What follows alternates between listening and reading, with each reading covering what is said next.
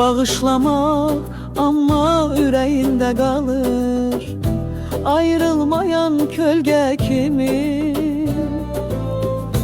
Dodaqlardan çıxan sözlər deyə bilər, kaş ki bu qədər sadə olaydı, sadə gözəl sözlər.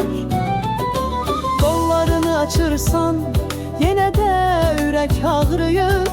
Qırılanı düzəltmək, amma yenə də ağrı hiss edərsən. Bağışlanma, bağışlamaq istərsən, etibar edərsən.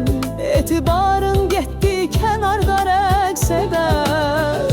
Sizi əfv edirəm unutulan xəyallarda, amma hekayədə daha çox həqiqətlər var. Şəfa izləri sanki səyahət kimi, amma yara izləri üstünlük təşkil edir.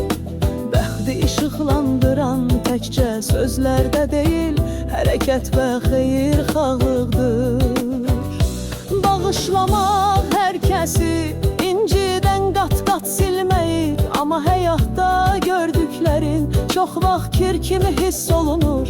Biz qururuq, qürurumuzu bəsləyirik, bağışlamağa ümid edirik. Yolunu tapa-tapa hər addımda, hər nəfəsdə bağışlamaq bir hədiyyə, amma canının ağrıdır.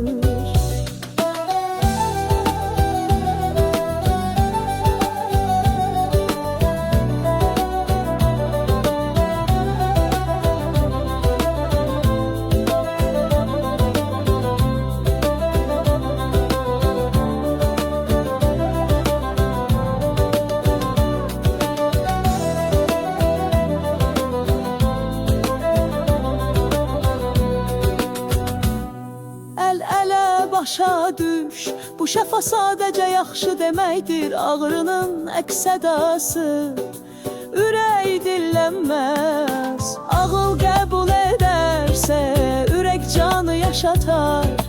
Hər açı çəkdiyində güvən təbəqələrin irəli yol deyib də bir insan tanıyar, həyat davam eylir.